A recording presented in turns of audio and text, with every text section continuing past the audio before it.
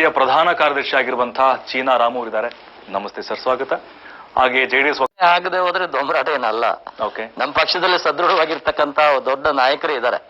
ಹಂಗಾಗಿ ಮಂತ್ರಿ ಮಂಡಲದಲ್ಲಿ 3 ಜನ 4 ಜನ ನೇಮಕ ಆಗದೆ ಹೋದ್ರೆ ಇದು ದೊಂಬರಾಟ ಅಂತ ಹೆಂಗ್ ಹೇಳಕ್ಕಾಗುತ್ತೆ? ಇವತ್ತು ಸಮಾಜ ಇವತ್ತು ನೋಡ್ತಾ ಇದೆ. ಇವತ್ತು ಹೈಕಮಾಂಡ್ ಅಂತ ನಮ್ಮ ಪಕ್ಷಕ್ಕಿದೆ. ಇವತ್ತು ಕಾಂಗ್ರೆಸ್ನವ್ರಿಗೆ ಹೈಕಮಾಂಡ್ ಇಲ್ದೇ ಇರ್ಬೋದು. ಓಕೆ, ಅವ್ರಿಗೆ ಮನ್ಸಿಗೆ ಬಂದಂಗೆ ಮಾತಾಡ್ತಾರೆ, ಅವರು ಏನಾನ ಮಾಡ್ಕೊಳ್ಳಿ. ಇನ್ನ ಉಳ್ದಂಗೆ ಮಂತ್ರಿ ಮಂಡಲ ವಿಸ್ತರಣೆಗೆ ಹೈಕಮಾಂಡ್ ಸೂಚನೆನೂ ಬೇಕು. ಹೌದು, ಅವ್ರದ್ದು ಇಲ್ದೇನೆ ನಾವು ಅದನ್ನ ಒಪ್ಕೊಳಕ್ಕಾಗಲ್ಲ. ಮುಖ್ಯಮಂತ್ರಿಗಳಿಗೆ ಸರ್ವೋಚ್ಚ ಅಧಿಕಾರ ಇದೆ, ಡಿಸ್ಕ್ರಿಷನ್ ಪವರ್ ಎಲ್ಲ ಇದೆ.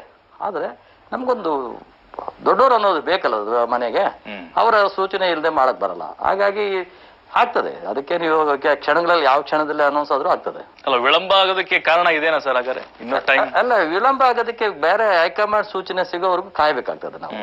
ಈಗ ಆಕಾಂಕ್ಷಿಗಳು ಸಂಖ್ಯೆ ಬಹಳಷ್ಟಿದೆ. ಹೌದು, ಎಲ್ರು ನಾನು ಮಂತ್ರಿ ಆಗ್ಬೇಕು ಅಂತ ಕೇಳುವಂತವ್ರು ಎಲ್ಲರೂ ಸಮರ್ಥರಿದ್ದಾರೆ. ಎಲ್ಲಾ ಸಮರ್ಥರಿದ್ದಾರೆ ಅಂದ್ಬಿಟ್ಟು ಸಂವಿಧಾನದ ಒಂದು ಚೌಕಟ್ಟಲ್ಲಿ ನಾವು ಅಧಿಕಾರ ಮಾಡ್ಬೇಕೇ ವಿನ ನಾವು ಏಕಾಏಕಿ ಇಲ್ಲ ರೀ, ನಾವು ಇಷ್ಟಕ್ಕೆ ಬಂದಂಗೆ 10 ಜನ 30 ಜನ ಮಾಡೋ ಕಡೆ 60 ಜನ ಮಾಡ್ತೀವಿ, 224 ಜನ ಮಾಡೋ ಕಡೆ 150 ಜನ ಮಾಡ್ತೀವಿ ಅಂತ ಹೇಳಕ್ಕಾಗುತ್ತಾ? ಅದಕ್ಕೊಂದು ನಿಬಂಧನೆಗಳಿದಾವೆ. ಈಗ 3-4 ಜನ ಮಂತ್ರಿಗಳಾಗ್ಬೇಕು. ಹೊಸ ಮಂತ್ರಿಗಳನ್ನ ಮಾಡೋಬೇಕು ಅಂತಂದ್ರೆ ಹಳೆ ಮಂತ್ರಿನ ತೆಗಿಬೇಕು. ಸಂಖ್ಯೆ ಹೆಚ್ಚಿಗೆ ಮಾಡ್ಕೋಬೇಕಾದ್ರೆ ಹಳೆ ಮಂತ್ರಿಗಳು ನಾವು ಅಧಿಕಾರ ಮಾಡಿದ್ವಿ 1 ವರ್ಷದಿಂದ, ನಮ್ಗೆ ಅವಕಾಶ ಸಾಕಾಗ್ಲಿಲ್ಲ, ನಾವು ಇನ್ನೂ ಮುಂದುವರಿಬೇಕು ಅಂತ ಅವ್ರ ಮನಸ್ಸಲ್ಲಿ ಇರ್ತದೆ. ಇವೆಲ್ಲ ಆಂತರಿಕವಾಗಿರ್ತಕ್ಕಂಥ ಸಣ್ಣ ಪುಟ್ಟ ಸಮಸ್ಯೆ. ಭಯ ಇದೆ ಅಂತ ಕಾಣಿಸ್ತಾ ಇದೆ ಸರ್. ಸದ್ಯಕ್ಕೆ ಮಾಡೋದು ಬೇಡ, ದೊಡ್ಡ ಮಟ್ಟದಲ್ಲಿ ಬಂಡಾಯ ಸ್ಫೋಟ ಆದ್ರೆ ಏನ್ ಮಾಡೋದು ಅಂತ. ಇಲ್ಲ, ಸಮಾಧಾನ ಪಕ್ಷದಲ್ಲಿ ಆ ರೀತಿ ಆಗೆ ಚಾನ್ಸ್ ಇಲ್ಲ. ಆ ರೀತಿ ನಮ್ಮ ಪಕ್ಷ ಬಹಳ ಶಿಸ್ತುಬದ್ಧವಾಗಿದೆ. ಮತ್ತೆ ಸ್ವಲ್ಪ ಎಲ್ರಿಗೂ ಆಸಕ್ತಿ ಇರ್ತದೆ. ಈಗ ಎಲ್ಲೋ ನಾನು ಪಕ್ಷಕ್ಕೆ ಕೆಲಸ ಮಾಡಿದ್ದೀನಿ, ನಾನು ಈ ಟೈಮಲ್ಲಿ ಗುರುಸ್ದ ಹೋದ್ರೆ ಹೇಗೆ ಅಂತ ಕೇಳ್ತಕ್ಕಂಥ ಕೆಲಸನೂ ಮಾಡ್ತಾರೆ. ಅದರಿಂದ ಕೇಳೋರಿಗೆ ಸಂಖ್ಯೆಗೆ ಯಾರಿಗೂ ಕಡಿವಾಣ ಹಾಕಕ್ಕಾಗಲ್ಲ. ಕೇಳೋರೆಲ್ಲ ಬಂಡಾಯ ಎದ್ದೇಳ್ತಾರೆ ಅಂತ ಹೇಳಕ್ಕೂ ಆಗಲ್ಲ. ಎಲ್ಲರೂ ಅವ್ರ ಪಾಳಗವ್ರು ಸುಮ್ಮನೆ ಇರ್ತಾರೆ. ಕುಮಾರ್ ಸರ್ ಬಿಡ್ತೀನಿ. ಅಲ್ಲ, ಈಗ ನೀವು ಇದನ್ನ ಹೇಳಕ್ ಹೋಗ್ಬೇಡಿ. ನೀವು ಏನಿದೆ ಅದನ್ನ ಮಾತಾಡ್ಬೇಕು. ಫ್ರೀ ಹ್ಯಾಂಡ್ ಇಲ್ಲ, ನೀವು ಪದೇ ಪದೇ ರಾಮು ಸರ್ ಒಳ್ಳೆ ಕಥೆ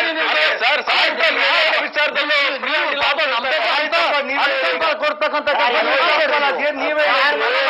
ಅಮಿತ್ ಶಾ ಅವ್ರಿಗೆ ಒಳ್ಳೆದ ಮನಸ್ಸಿನ ಸರ್ಕಾರ ಇದು. ಮಂತ್ರಿ ಮಂಡಲದಲ್ಲಿ 3-4 ಜನ ಆಯ್ಕೆ ಆಗ್ಲಿಲ್ಲ ಅಂದ ತಕ್ಷಣ ಪಕ್ಷದಲ್ಲಿ ಏನು ಕೊರತೆ ಆಗಿದೆಯಾ? ಮಂತ್ರಿ ಮಂಡಲದೇ ಮಾತಾಡ್ತಿದ್ದಾರೆ. ಅಂದ್ರೆ ಫ್ರೀ ಹ್ಯಾಂಡ್ ಕೊಡ್ತಿಲ್ಲ ಮುಖ್ಯಮಂತ್ರಿ, ಪರಮಾಧಿಕಾರ ಅಂತ ಹೇಳ್ತಿರಲ್ಲ. ನೀವು ಸುಮ್ಮನೆ ನೋಡಿ, ನೀವು ನಮ್ಮ ಮುಖ್ಯಮಂತ್ರಿನ ಪ್ರಧಾನಮಂತ್ರಿಗಳು ಒಳ್ಳೆ ರೀತಿ ಸಂಬೋಧನೆ ಮಾಡಲ್ಲ. ನಿಮ್ಮ ಈ ಬಾಧೆ ಯಾಕೆ? 1 ನಿಮಿಷ ನಾನು ಮಾತಾಡ್ತೀನಿ. ಈಗ 1 ನಿಮಿಷ, ಆಮೇಲೆ ನೀವೇ ಮಾತಾಡ್ಬಿಡಿ. ಕಾಂಗ್ರೆಸ್ ಅವರೇ ಮಾತಾಡಿ. ಬರ್ತೀನಿ ರಾಮ ಸರ್, ವಾಪಸ್ ಬರ್ತೀನಿ. ಅಲ್ಲ,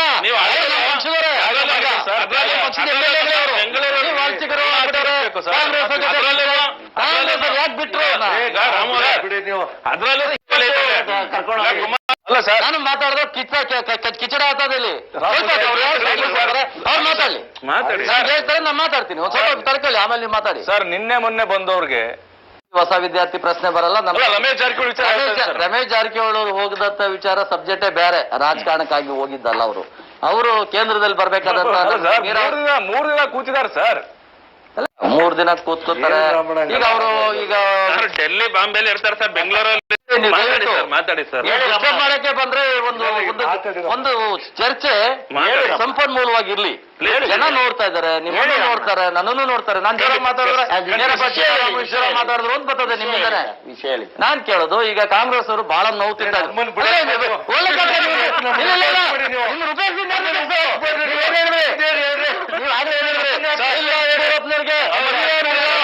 ಬರ್ತೀನಿ ಸರ್. ಅಲ್ಲ, ಈಗ ಈ ಡಿಬೇಟ್ ಅಂದ್ರೆ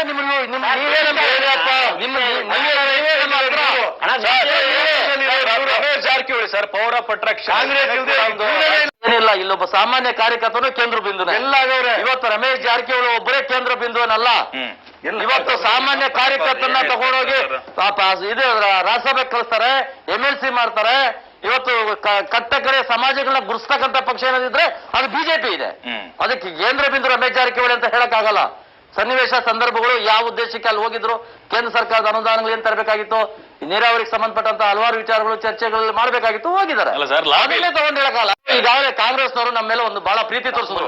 ಅಲ್ಲಲ್ಲ ನಮ್ಮ ಮೇಲೆ ಒಂದ್ ನಿಮಿಷ, ಇವಾಗ ಡಿಬೇಟ್ ಅಂದ್ರೆ ನೀವೇ ನಮ್ಗೆ, ನೀವಲ್ಲದೆ ನಮ್ಗೆ ಏನು ಡಿಬೇಟ್ ಅಲ್ಲ, ಏನ್ ಜೀವನ ಇಲ್ಲ. ನಿಮ್ಗೆ ಇವರೇ ದೇಶದಲ್ಲಿ ಸಂಪೂರ್ಣವಾಗಿ ನಿಮ್ಮಿಂದ ಆಯ್ತು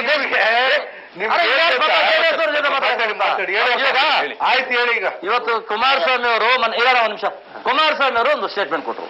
ಸಿದ್ದರಾಮಯ್ಯನವರೇ, ನಿಮ್ಮ ತಟ್ಟೆನಲ್ಲಿ ಯಜ್ಞ ಒಂದ್ ನಿಮಿಷ ಕೇಳ್ಕೊಳ್ಳಿ. ನಿಮ್ಮ ಕಥೆನ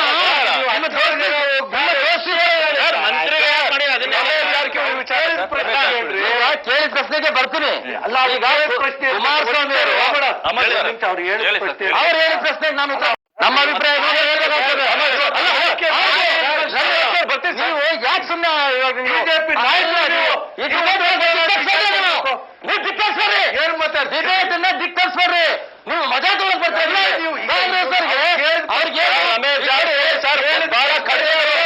ಆಮ್ ಆದ್ಮಿ ಪಾರ್ಟಿ ಅವರು ಮುಖಕ್ಕೆ ಕವರ್ ಹಾಕಿದ್ದಾರೆ. ನಾನು ಕಾನೂನನ್ನ ಪಾಲಿಸ್ತಾ ಇದ್ದೀನಿ, ಜೆಡಿಎಸ್ ಅವರು ಕಾಂಗ್ರೆಸ್ ಪಾಲಿಸಲ್ಲ. ಯಾಕಂದ್ರೆ ಯಾರಿಗಾರು ಕಾಯಿಲೆಗಳು ಬರ್ಲಿ, ಏನಾದ್ರೂ ಆಗ್ಲಿ ಅಂತ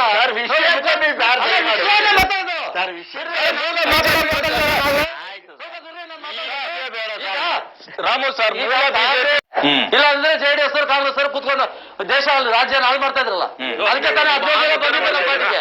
ಕಾಂಗ್ರೆಸ್ ಅವರು ಯಾಕೆ ಬಂದ್ರು ನಮ್ಮ ಪಾರ್ಟಿಗೆ? ನೀವ್ ಯಾಕೆ ಕಂಟ್ರೋಲ್ ಮಾಡಲಿಲ್ಲ? ನಿಮ್ ಕೈಲಿ ನೀವು ಕಂಟ್ರೋಲ್ ಮಾಡಕ್ಕೆ ಈ ರಾಜ್ಯನ ಹಾಳು ಮಾಡ್ತಾ ಇದ್ರಿ. ಕತೆ ಬೇಡ. ಇವತ್ತು ನಾನು ಕಟ್ಕೊಟ್ಟಿದ್ದೀರಾ ಹೇಳಿ ಸರ್. ಸಚಿವ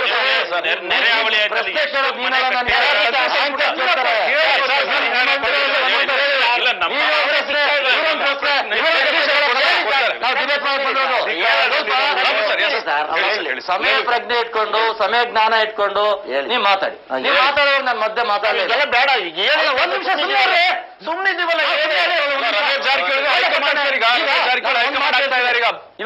ಇವತ್ತು ಕಾಂಗ್ರೆಸ್ ಕಾಂಗ್ರೆಸ್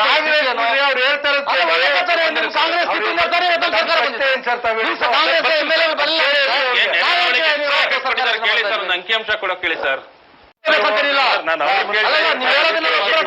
ರಾಮಣ್ಣವರು ಪಾಪ ತಾಳ್ಮೆಯಿಂದ ಉತ್ತರ ಕೊಡ್ಬೇಕು. ಅದೇ ನಾನು ತಾಳ್ಮೆನೇ ಇದ್ದೀನಿ.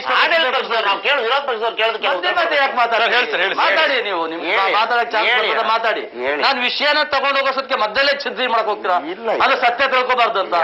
ಇವತ್ತು ಜೆಡಿಎಸ್ ಮುಖ್ಯಮಂತ್ರಿ ಆಗಿದ್ದಂತ ಕುಮಾರಸ್ವಾಮಿ ಅವರು ಯಾಕೆ ಕಂಟ್ರೋಲ್ ಮಾಡ್ಕೊಳ್ಳಿಲ್ಲ? MLA ಕಾಂಗ್ರೆಸ್ ಅದರಿಂದ ಇವತ್ತು ಬಂದಿದೆ. ರಾಜೀನಾಮೆ ಯಾಕೆ ಕೊಟ್ಟು ನೀವು ರಾಜೀನಾಮೆ ಕೊಟ್ಟಿದ್ದೆ ಸರ್ಕಾರ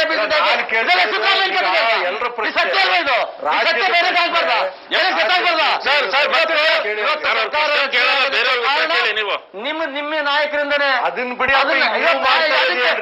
ಮಂತ್ರಿಮಂಡಲಗಳು ರಚನೆ ಆಗಿಲ್ಲ, ಅಲ್ಲಿ ಸ್ಥಾನ ಸಿಗ್ಲಿಲ್ಲ, ಕಂಟ್ರೋಲ್ ನಮ್ಮ ಸರ್ಕಾರ ಇದೆ ಬಲ ಇದೆ. ರಾಮ ಸರ್ ಮಾತಾಡ್ತಾರೆ ಸರ್. ಒಂದು ಜೆಡಿಎಸ್ ಈ ಮಾತಾಡಬಾರ್ದು ಬಿಡಿ. ನಿಮ್ಮ ಜೆಡಿಎಸ್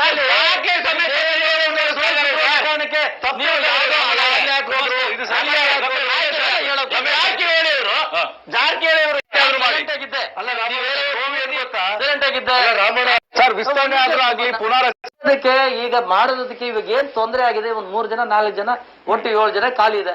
7 ಜನದಲ್ಲಿ ಇವಾಗ ನಮ್ಮ ಸಮರ್ಥ ಮಂತ್ರಿಗಳಿಲ್ವಾ ಇವತ್ತು? ನಿಭಾಯಿಸ್ತಾರೆ. ಈಗ ಆಯ್ಕೆ ಮಾಡಕ್ಕೆ ಒಂದೇ ದಿವಸದಲ್ಲಿ ಮಾಡಕ್ಕಾಗಲ್ಲ ಕಾಂಗ್ರೆಸ್ ಹತ್ರ.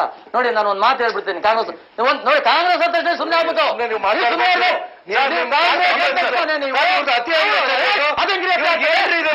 ಕಾಂಗ್ರೆಸ್ ಬಗ್ಗೆ ಆ ಪ್ರಧಾನಮಂತ್ರಿಯಿಂದ ಹಿಡಿದು ಇವ್ರವರೆಗೆ ಇದೇ ಕಾಂಗ್ರೆಸ್ ಮಾಡಿದ್ರಿ. ನಾನ್ ನಿಮ್ ಕಥೆನೇ ಹೇಳ್ಬೇಕಲ್ಲ. ನಾನೊಂದ್ ಮಾತು ಹೇಳ್ತೀನಿ. ಜೆಡಿಎಸ್ನವರು ಎಷ್ಟು ಬೇಕೋ ಮಾತಾಡ್ಕೊಳ್ಳಿ, ನಾನು ಸರಿಯಾಗಿ ಕೂತ್ಕೋತೀನಿ. ಒಂದು ಸತ್ಯ ಅಂತ ತಿಳಿಸ್ತಾರೆ, ಸತ್ಯ ತಿಳಿಸ್ತಾರೆ. ಈಗ ನಾನು ಹೇಳೋದು, ಇವತ್ತು ಬಸವ ಕಲ್ಯಾಣ ಬೈ ಎಲೆಕ್ಷನ್ ಬಂದಿದೆ, ಮಸ್ಕಿ ಬೈ ಎಲೆಕ್ಷನ್ ಬಂದಿದೆ. ನಮ್ಮ ಕಾಂಗ್ರೆಸ್ ಬಿಜೆಪಿನಲ್ಲಿ ನಿಂತಿದ್ದಂತ ಅಭ್ಯರ್ಥಿಯನ್ನ ನೀವು ಈ ಸಾರಿ ನೀವು ಟಿಕೆಟ್ ಕೊಡಕ್ ಘೋಷಣೆ ಮಾಡಿದ್ರಿ. ನಿಮ್ ಪಕ್ಷಕ್ಕೆ ಒಬ್ಬ ಅಧ್ಯಕ್ಷ ಇದ್ದಾರೆ, ವಿರೋಧ ಪಕ್ಷ ನಾಯಕರಲ್ಲ ಅಧ್ಯಕ್ಷ ಕ್ಯಾಂಡಿಡೇಟ್ ಅಂತ ಘೋಷಣೆ ಮಾಡಕ್ಕೆ. ನಿಮ್ಮಲ್ಲಿ ಎಂತ ನಿಮ್ಮದು ಹೇಳ್ರಿ, ನಮ್ಮದು ಒಂದೇ ಅಧಿಕಾರದಲ್ಲಿ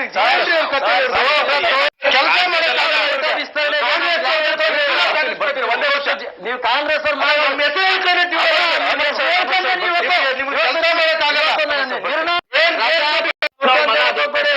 ಮತದಾರನ ಅವಮಾನ ಮಾಡಬೇಡಿ ಸರ್ ಎಲ್ಲ ಕೇಳ್ತಾ ಇರೋದು ಅಲ್ಲಲ್ಲ, ಇವಾಗ ನೀವು ಶಿರಾದಲ್ಲಿ ಹೆಂಗ್ ದುಡ್ಡು ಇಸ್ಕೊಂಡ್ರೆ 3 ಸರಿ ಇನ್ನೊಂದು ಹೊರಬೇಕು ಧ್ವನಿ ಇಲ್ಲ. Okay. ಇವತ್ತು ಸರ್ಕಾರ ನಾವು ರಚನೆ ಮಾಡಿದ ವಿರೋಧ ಪಕ್ಷದಲ್ಲಿ ಇದ್ವಿ. ಜೆಡಿಎಸ್ ನವರು ಕಾಂಗ್ರೆಸ್ ಅವರು ಒಂದಾಗಿ ಆರೋಪ ನೀವು ಕೂಡಿಕೆ ಮಾಡ್ಕೊಂಡಿದ್ದೀರಲ್ಲ ಬೆಂಬಲ ತಗೋಬಿಟ್ರಲ್ಲ ನೀವು. ಹೇಳಿ ಸರ್ ಒಂದ್ ನಿಮಿಷ ಕೇಳಿ ಸರ್. ಇವತ್ತು ನಿಮಗೆ 5 ವರ್ಷ ಬಹುಮತ ಇತ್ತು ಜೆಡಿಎಸ್ ಕಾಂಗ್ರೆಸ್ಗೆ. ಮನೆಗೆ ಓಡೋಗ್ಬಿಟ್ರೆ ಕುಮಾರಸ್ವಾಮಿ ಮನೆಗೆ ಹೋದ್ರೆ ಯಡಿಯೂರಪ್ಪನ ಮನೆ ಇದು ದೇವೇಗೌಡ ಮನೆ. ಮಾತಾಡಕ್ ಬಿಡಲ್ಲ ಸರ್. ಹೌದು, ನಾವು ಒಂದೇ ನಿಮಿಷ ಸರ್. ನಿಮ್ಮ ವೈಫಲ್ಯ ಏನಂತ ಹೇಳಿಲ್ಲ. ನಿಮ್ಮ ವೈಫಲ್ಯ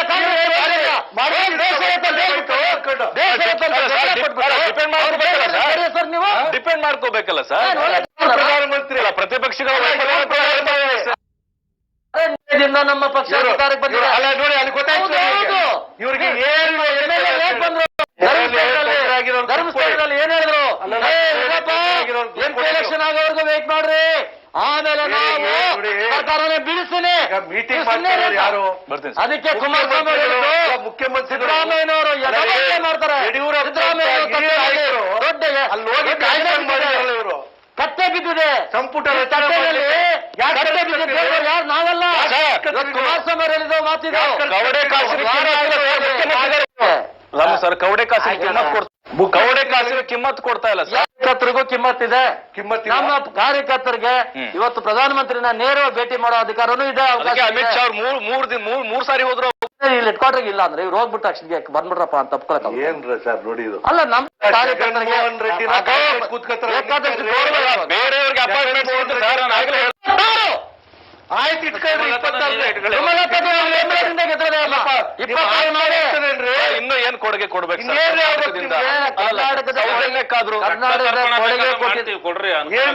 ಅದಕ್ಕೆ ನಮ್ಮ ಸರ್ಕಾರ ರಚನೆ ಆಗಿದೆ. ಸರ್ಕಾರ ಇನ್ನಷ್ಟು ಒಳ್ಳೆ ಕೆಲಸ ಮಾಡೋದು. ನೀವು ಅನುಭವಿಸ್ಕೊಂಡಿದ್ದೀರಿ. ಕೇಂದ್ರದಲ್ಲೂ ನಮ್ಮ ಸರ್ಕಾರ ಇದೆ. ಕೇಂದ್ರದ ನೆರವು ನಮಗೆ ಬೇಕಾದಷ್ಟು ಸಿಗುತ್ತೆ. ಇವತ್ತು ನಿಮ್ಮ ಆಂತರಿಕವಾಗಿ ಜೆಡಿಎಸ್ ಕಾಂಗ್ರೆಸ್ ಕಿತ್ತಾಟದಿಂದ ನಾವು ಬಂದಿದ್ದೀವಿ. ನಾವು ಒಳ್ಳೆ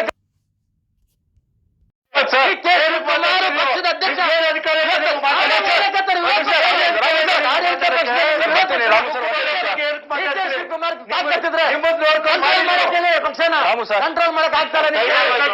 ಕುಮಾರ್ ಸರ್ ಓಕೆ ಸರ್. ಈಗ ಡಿ ಕೆ ಶಿವಕುಮಾರ್ ಜೈಲ್ ಹೋದಾಗ ನೋಡಿ ಇವತ್ತು ಭಾಗವಹಿಸಿದ್ದಕ್ಕೆ 6 ವರ್ಷ